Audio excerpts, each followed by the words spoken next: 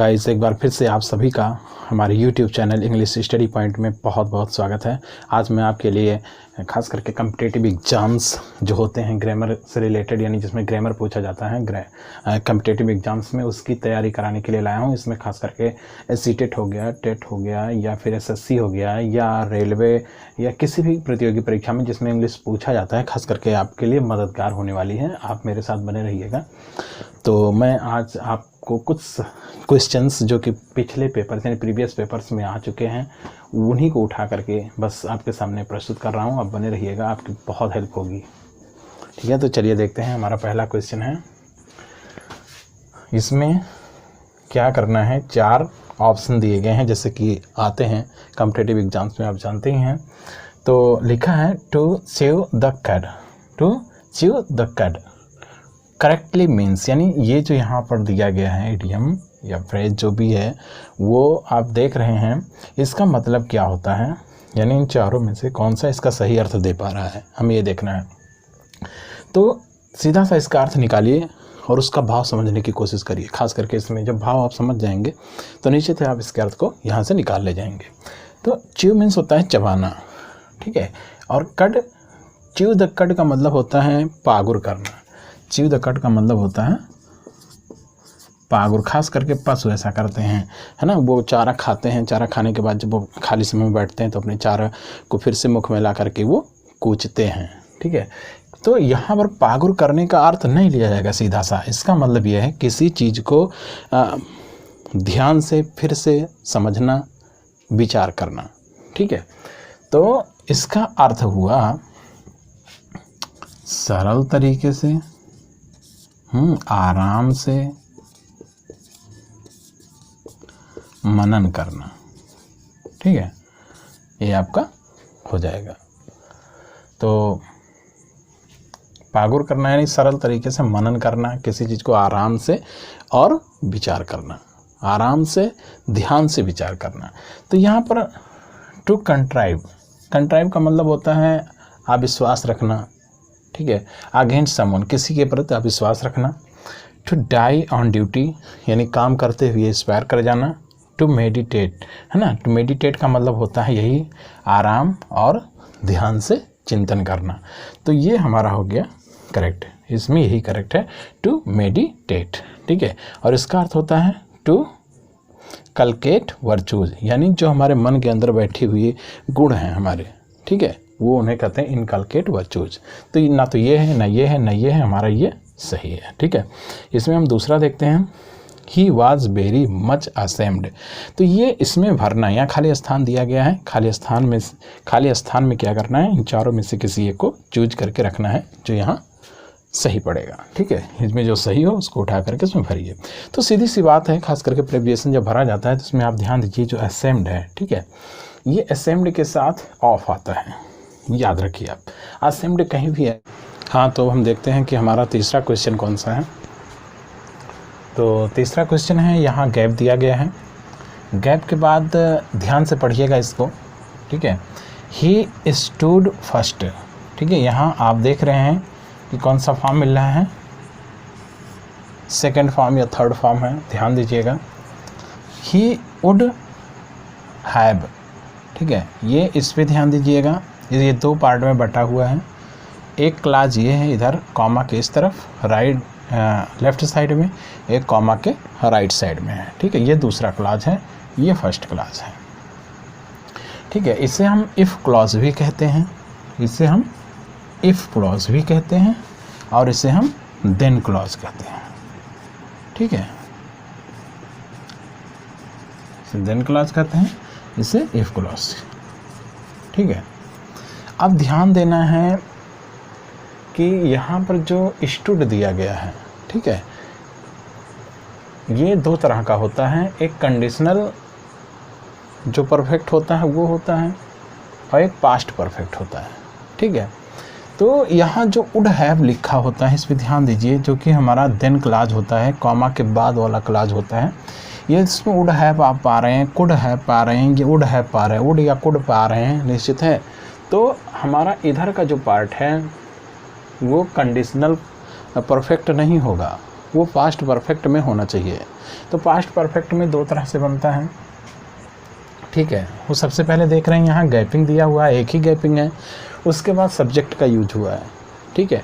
तो इस तरह का जो सेंटेंस होता है उसमें डायरेक्ट जो हमारा यहाँ पर हेल्पिंग वर्ब लिखा होता है उसी को हम डायरेक्टली रखते हैं। तो यहाँ पर आप देख रहे हैं कि यहाँ सेकंड फॉर्म या थर्ड फॉर्म यूज हुआ है और वो भी आपका परफेक्ट है, ठीक है। तो इसके साथ आप सिर्फ किसका यूज, और यहाँ अर्थ को भी समझना है, ठीक है। ही स्टूड फर्स्ट, ठीक है। यदि वो पहले, यहाँ यदि इफ से मतलब है ये पहले, अर्थात यदि वो पहले खड़ा हुआ होता, ही would have gone to America, तो वो अमेरिका चला गया होता। यदि वो पहले उठा होता तो अमेरिका चला गया होता, ठीक है। तो अब होता का मतलब पास्ट टेंस में जा रहा है, ठीक है। तो जब पास्ट में जा रहा है तो पास्ट परफेक्ट मैंने कहा भी यहाँ आपको कंडीशनल पास्ट परफेक्ट नहीं यूज़ करना है, बल्कि कंडीशनल परफेक्ट नहीं यूज़ करना है बल्कि पास्ट परफेक्ट यूज़ करना है। और जब पास्ट का नाम ले लिया तो हैड ही वहाँ सेट होगा, ठीक है। तो यहाँ हम किसका यूज़ कर लेंगे, हैड का। ये हमारा करेक्ट हो गया। इफ़ यहाँ नहीं लगेगा, ठीक है। ऐसे में हम यहाँ इफ़ का यूज़ नहीं करते हैं। ये यदि इफ़ का आप प्रयोग कर लेते हैं तो यहाँ ऐसे हो सकता है, इफ़ आई वुड हैव, ठीक है। If I he if he would have, if he would have stood first. तो ये कंडीशनल परफेक्ट हो गया, ये यहाँ रॉन्ग माना जाता है, इनकरेक्ट सेंटेंस माना जाता है, ठीक है। समझ गए ना, इसको ध्यान से समझ लीजिए। दो तरह से बनता है, एक आपका हैड का प्रयोग करके, ठीक है। यदि आप यहाँ इफ़ का प्रयोग करते हैं, ये थोड़ा सा जटिल है, आप समझिएगा, यहाँ मैं समझा देता हूँ। ये सेंटेंस जो स्ट्रक्चर है इस तरह से बन सकता है, दो तरह से, ठीक है। करेक्टली पहले बनेगा इफ़ करके, इफ़ ही हैड, ठीक है। इस संरचना को देखिए। और जिसमें हम इफ़ का यूज़ करेंगे उसमें सब्जेक्ट पहले आएगा, ये हैड बाद में चला जाएगा।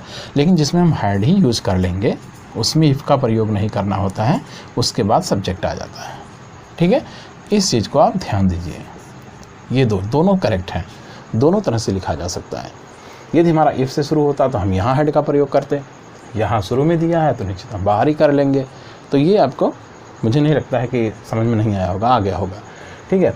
तो इस तरह से हमारा यहाँ पर हैड सेट हो गया। Of the sword and pen, ठीक है। अब यहाँ स्वॉर्ड मीन्स तलवार है और पेन मीन्स कलम, ठीक है। तो स्वॉर्ड और दो चीज़ों की बात की जा रही है, एक तलवार की, एक कलम की, ठीक है। तो ऑफ द स्वॉर्ड यानी कलम और पेन में से, ठीक है। आप ध्यान देंगे यहाँ पर थोड़ी सी जो कन्फ्यूज़न है, जो यहाँ पर ऐसी चीज़ है जो आपके समझ में नहीं आ रही है, उसको पकड़ने की कोशिश करिएगा। मतलब जो हमारे मुख से शब्द पहले निकल रहा है, ठीक है, वो, और जो लाइन में पहले आ रहा है, दो ऑब्जेक्ट आ रहे हैं यहाँ पर। पहला ऑब्जेक्ट है स्वॉर्ड, दूसरा ऑब्जेक्ट है पेन, ठीक है। तो सेंटेंस में सबसे पहले आ रहा है स्वॉर्ड, उसके बाद आ रहा है पेन। यही यहाँ पर फोकस करने वाली बात है। ये जितना समझ गए तो बाकी आप कर ले जाएंगे, ठीक है। तो तलवार और पेन में से अब यहाँ कुछ भी भरना है इसमें से, चाहे लास्ट वन, चाहे लेटर, चाहे लास्ट, यानी वो यहाँ अर्थ देना चाहिए, सेट हो जाना चाहिए, सही हो जाना चाहिए। तो इज मोर पावरफुल, यानी तलवार और कलम में से ज़्यादा पावरफुल है। कौन ज़्यादा पावरफुल है? तो यानी पहले वाला या बाद वाला, ठीक है। अब यहाँ समझिए, अब वो आपका दिमाग कह ही रहा होगा कि पहले वाला नहीं, बाद वाला। यहाँ पर ऐसा भरना है वाला करके, यानी बाद वाला ज़्यादा ताकतवर है, यानी कलम ज़्यादा ताकतवर है, ठीक है। तो बाद वाला, अब यहाँ देखते हैं बाद वाले का अर्थ कौन रखता है। ये होता है बाद में, ठीक है, समय से रिलेटेड। अच्छा, अभी हम ये काम नहीं कर पाएंगे, बाद में कर लेंगे, ठीक है, इस तरह से। लेकिन लेटर मतलब बाद वाला, ठीक है, ये बाद वाला का शब्द अर्थ देता है, बाद वाला, ठीक है। तो हमारा ये लेटर ना सही हो करके लेटर सही है, ये डबल TER, ध्यान देंगे, ठीक है। तो ये हमारा सही हो गया। लास्ट वन का मतलब होता है जैसे कई चीज़ें रखी हैं, उसमें से जो सबसे बाद वाला है, विशेषता उसकी है, जो सबसे बाद वाला है वो सबसे ज़्यादा इम्पोर्टेंट है, अर्थात वो ज़्यादा सुंदर है, ये जो ज़्यादा अच्छी है, ठीक है। कई चीज़ें हैं, 2 से अधिक ही हैं, ठीक है। तो ये वहाँ पर प्रयोग होता है। और लास्ट का आप समझते हैं, अर्थात कई बसें जा रही थी, लास्ट वाले में उनको जगह मिली, ठीक है। तो यहाँ पर लास्ट वाले में, तो बाद वाले में नहीं, बाद वाले की विशेषता नहीं है, यहाँ पर समय से रिलेटेड है, ठीक है, और यहाँ डायरेक्टली ऑब्जेक्ट से रिलेटेड है, दोनों में अंतर है, समझने की कोशिश करेंगे तो मिल जाएगा, ठीक है। तो इस तरह से आपका ये भी क्लियर हो गया। हाँ, तो साथियों चलते हैं, हम अपना अगला प्रश्न देखते हैं जो कि हमारा 5वां नंबर का प्रश्न है। उसमें देखते हैं लिखा हुआ है विच प्रीफिक्स, यानी नीचे ये 4 ऑप्शंस में प्रीफिक्स दिए हुए हैं, तो विच प्रीफिक्स, इसमें से कौन सा प्रीफिक्स कैन बी यूज्ड, प्रयोग किया जा सकता है विद द फॉलोइंग वर्ड्स, यानी जो नीचे यहाँ बॉक्स में दिए गए वर्ड्स हैं इनमें इनके साथ कौन सा एक प्रीफिक्स यूज किया जा सकता है, एक ही तीनों के साथ सेट होना चाहिए, ठीक है, ये इसकी शर्त है। तो चलिए यूज करके देखते हैं। इन भी है, गलत लगता है, इन गाइड गलत, ये तो लगेगा नहीं। दूसरा आते हैं डिस, डिस भी है, डिस गाइड, डिस यूज, ये भी नहीं सेट हो रहा है, गलत है। मिस भी है, मिस गाइड और मिस यूज, ये लगता है सही है। और री भी है, और री गाइड, री यूज, ठीक है, ये भी तीनों में सेट नहीं होता है, तो ये हमारा 3 गलत हो गया, ये मिस सही हो गया, ठीक है। इस तरह से देखेंगे। अगला है हमारा 6ठे नंबर का प्रश्न, चूज द करेक्ट सेंटेंस, ठीक है। इसमें 4 सेंटेंस आपके लिखे हुए हैं, चारों में से कोई एक सेंटेंस ही करेक्ट है, उसको पहचानना है, ठीक है। तो देखते हैं इसमें कौन कौन सी कमियां ढूंढनी होती हैं। सबसे पहले तो वर्ब की, टेंस की, उसके अनुसार हमें वर्ब लगाना होता है, सब्जेक्ट कहाँ रहना चाहिए, ऑब्जेक्ट कहाँ रहना चाहिए, जो हमारा स्ट्रक्चर होता है, जो फार्मूला होता है उसके अकॉर्डिंग हमारा यहाँ पर जो सेंटेंस है वो फिट बैठना चाहिए, नहीं तो सेंटेंस गलत है। तो पहले को चेक करते हैं, द कमिटी, और यहाँ ध्यान देंगे जो कमेटी है वो उसमें तो सदस्य कई रहते हैं, लेकिन कमेटी, जब सिर्फ कमेटी की बात की जाती है तो कमेटी एक सिंगुलर नाउन है, ठीक है। तो कमेटी वर 1, और जब यहाँ 1 की बात की जा रही है, ठीक है, तो कमेटी 1 है यानी एक ही है, तो निश्चित है यहाँ पर ये गलत हो रहा है, इसका मतलब ये सेंटेंस करेक्ट नहीं है। दूसरा देखते हैं, द कमेटी वाज, अब यहाँ 1 है, ठीक है, और वाज, तो एक के साथ वाज सेट ही होगा, यानी कमेटी एक थी, संगठित थी। द कमेटी वाज 1 अर्थात संगठित थी, ऑन दिस पॉइंट, इस बात पर, इस पॉइंट पर पूरी कमेटी एकजुट थी, यानी सबका समर्थन मिला, ठीक है। यहीं अगला देखते हैं, द कमेटी वर 1, ठीक है। अब यहाँ जब 1 आ गया तो वर यहाँ पर नहीं हो सकता, ठीक है। द कमेटी, सॉरी, यहाँ पर थोड़ा सा ध्यान देंगे, यहाँ पर भी बात रहेगा, लिखते समय शायद मुझसे गलती हो गई है, एक बार आप थोड़ा सा ध्यान देंगे तो वाज डिवाइडेड रहेगा, ठीक है, DIVIDED, ठीक है। ये इस तरह से क्वेश्चन है, लिखते समय थोड़ी सी गलती हुई, माफ़ी चाहेंगे।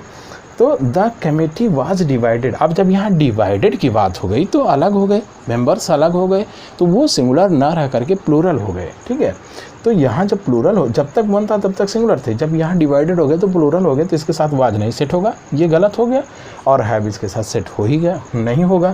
तो इसका मतलब ये वाला हमारा जो सेकंड ऑप्शन है, the committee was 1 on this point, इस तरह से हम इसको क्या किए, चेक किए, और ये हमारा सही मिला, तो ये ऑप्शन हमारा सही चला गया, ठीक है। अब देखते हैं दोस्तों हमारा अगला क्वेश्चन कौन सा है।